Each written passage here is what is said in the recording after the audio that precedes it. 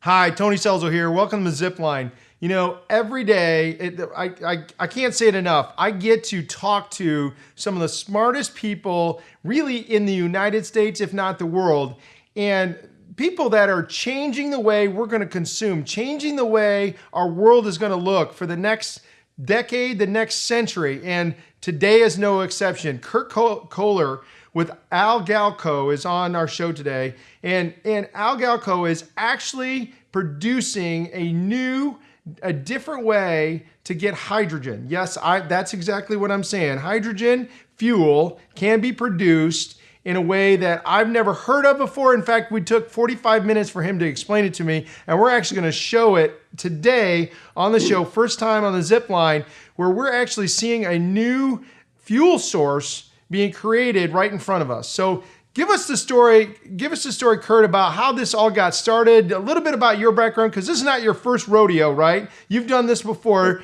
You're a serial entrepreneur. Tell me how you came to find this. Well, Tony, thanks for letting me be on the show. I appreciate it. And all the intelligent people, I'm glad that, I'm sorry they're all gone and you're stuck with me today. But this is my fifth startup. And all five of them, none of them have been what I studied for in college. Yeah, right. That's kind of typical. Yeah. This one is absolutely nothing but pure serendipity. Right. I had done four other startups beginning in 1987 all the way through 2004, 2005. Uh-huh. And I was at, of all places, the heart of the World Center for Innovative Technology. And that, of course, is at the Indiana State Fairgrounds. I mean, of course. Where else would you go for a cutting edge technology? Right, right. And I was there. I have 5 kids. And so every year we went to the state fair to get the T-shirt with the picture of the kids on. Right. Family tradition. So they just happened to announcing the Purdue Center for Energy that day. So I walked by and I said, oh, I want to hear this talk. Uh-huh. And Jelski was there, Purdue's old president, and our former lieutenant governor, and they were all talking. And afterwards, I introduced myself and said, well, what kind of alternative energy are you going to do? And they said, wind, solar, and biodiesel. Now, about a month before that, I was doing consulting work down at Crane Naval, and there was an engineer there, and I'm not an engineer. And but engineers, you say, what are you doing? And they'd love to show you, oh, this is a fuel cell. It's really neat. You put hydrogen in, electricity. It was really, really cool. So I had a 10-minute tutorial, which made me an expert, of course, on fuel cells. Yeah.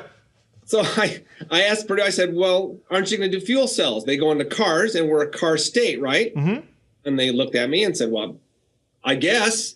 I said, well, let me come to Purdue and kind of give you 2 cents worth of what an entrepreneur sees in energy. Right. And so typical bureaucracy, I went through 5 or 6 different groups. So I finally get to go to Purdue, and I'm an IU guy, so I drive my red car up there. You're already bitter. Cream and crimson car. Right. So, I have to do that. And there's this old professor, big patch on his eye. And he said, looked at me and goes, I'm Jerry Woodall. And I said, well, I'm Kurt Koehler. He said, what do you got for me, kid? And I said, well, we need to do fuel cells on this energy center. And he's, this guy's 83 patents. He's brilliant. And he just said, well, you can't do that. You've got sodium hydrides, all this technical stuff. And I said, professor, the problem is you can't make hydrogen when you need to. And he looked at me and said, oh, yes, you can. Our first meeting. And I said, you're lying to me. And I know it because you Purdue engineers do this to me all the time. Right. You run electricity one way, it cools. Well, the other way, it heats. So you're always playing games because, I don't understand that part of it. And he goes, well, let me show you something, Sonny. And he took an alloy. And his alloy is 28% aluminum. This is 94% aluminum. So this is common aluminum. Wow. And you take water, any kind of water, seawater, well water, and you just put it, all you have to do is to make hydrogen is just to add the water to the alloy.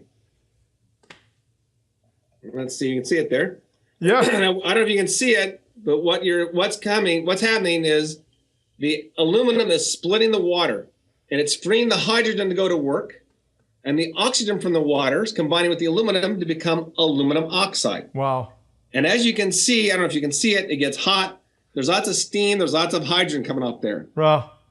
That hydrogen can power any internal combustion engine or fuel cell on this planet. Wow. And when it does, you don't need gasoline or diesel. You don't need oil. So you can power every car, every generator, every fuel cell with this hydrogen, because it's just basic old hydrogen. Yeah. So the hydrogen, when you do it, you don't need gas. And when it combusts in an engine or a fuel cell, you get zero emissions. Right. So it's made with two basic, very simple elements, water and aluminum, right? That's right. And it's recyclable. I mean, talk to me about that. With zero emissions and it's recyclable. The chemistry of aluminum dates back 120 years. It's easy, basic stuff. So what you do is you mine bauxite. And you get it from Australia, the US, there's other countries. You purify it to alumina. That's aluminum oxide. And then you smelt it. So if you go down to Alcoa's plant in Evansville, they have a big smelter. They use these all over the world. And a lot of electricity, and it breaks off the oxygen atom from the alumina, and it becomes aluminum. Wow. It's been around forever. Right.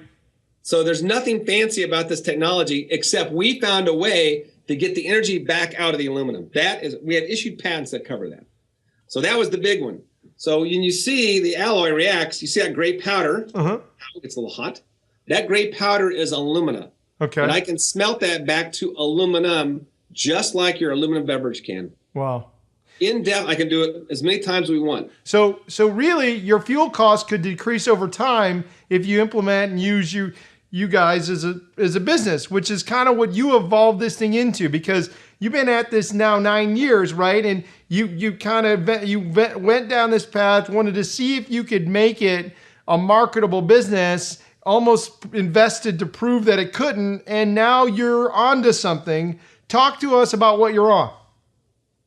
Well, most energy companies, the way they proceeded is they went to government, said, if you guarantee us $200 million, $300 million, a government loan in essence, then we'll make this factory with 800 people over here. We'll employ all these people. And everyone thought, God, this is really wonderful.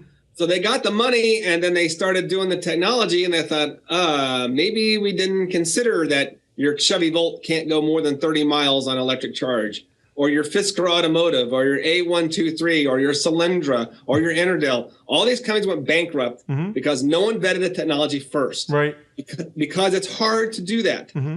So being very old school, I saw this at Purdue, and I thought, well, let's vet this first.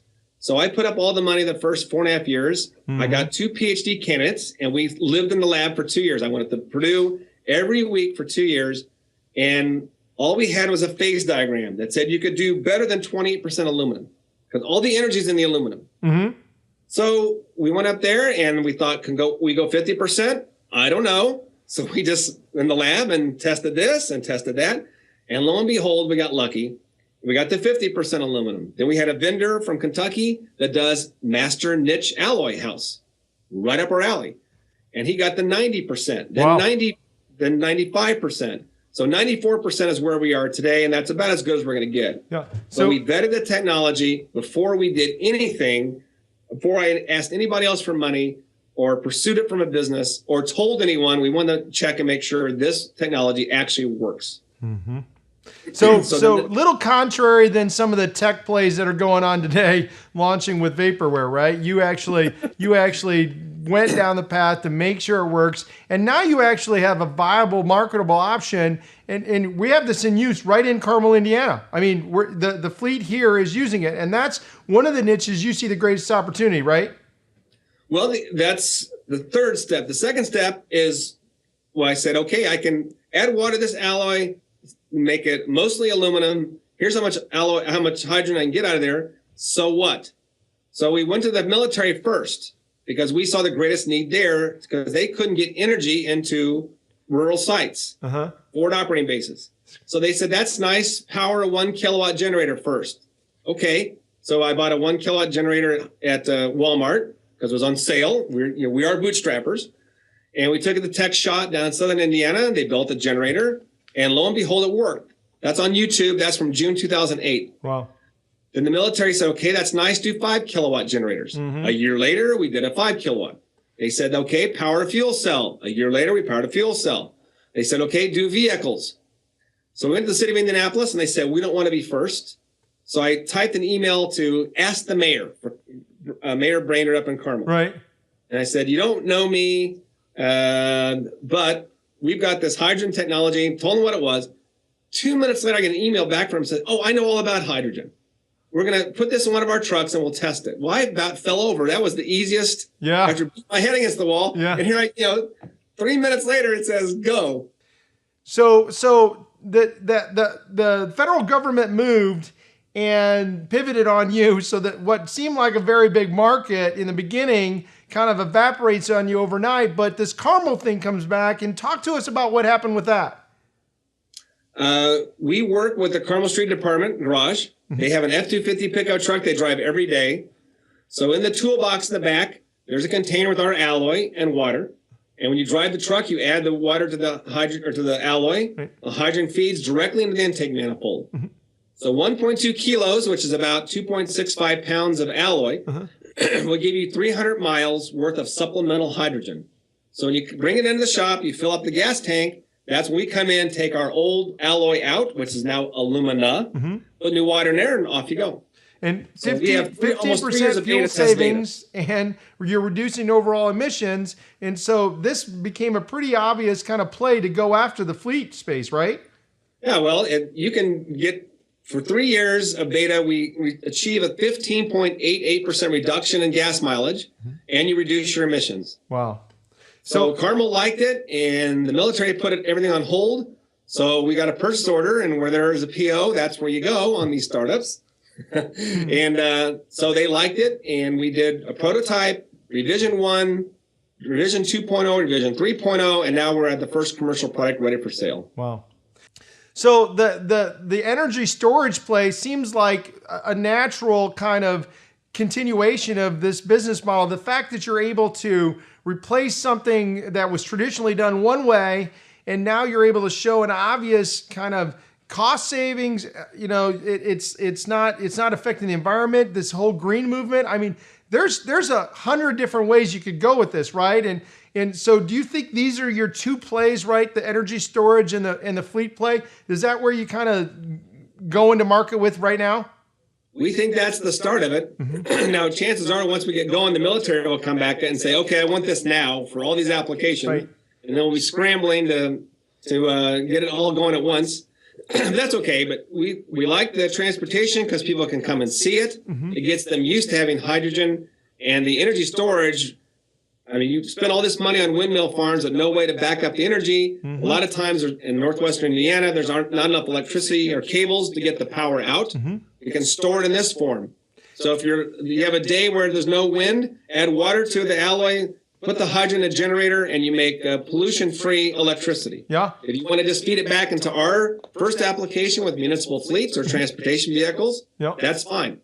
Because every time you recycle it, the price drops. And I think you're one of those 2% of startups that actually has a legitimate chance of making as much money on their IP as they are going to make on their value proposition and what they're actually selling for money. I mean, I think, I've seen probably out of the 200 or 300 startups that we've dealt with over the last 2 years, I think there's one or two that actually could swing the bat, and you've got one. I mean, the opportunity to be able to pivot and to use your technology in these different markets, I mean, that's some pretty significant investment opportunity, because that's one of the things you wanted to put out there. I mean, this state is usually a very good state to get technology off the ground, and it's a lot easier than it was 10 years ago. I know we started something that was akin to Craigslist and Facebook 10 years ago, and kind of got dumped on when it was in this market. But right now, this climate is very, very hot on tech. But you've got a different kind of tech. You've got a brick and mortar tech. You got good old fashioned science working to solve people's problems, and some of that's not being received as much as well as you'd like. Is that fair? That is very fair. Most startups here are medical devices, which is understandable. You have Lilly, you've got all the people in Warsaw, Indiana, right? Or it's an IT, which makes sense because you got Exact Target, you got all these people, Angie's List, that are all software. Ours is, that's, I always joke, only half seriously, that we're the only non-IT software startup company in central Indiana. Yeah.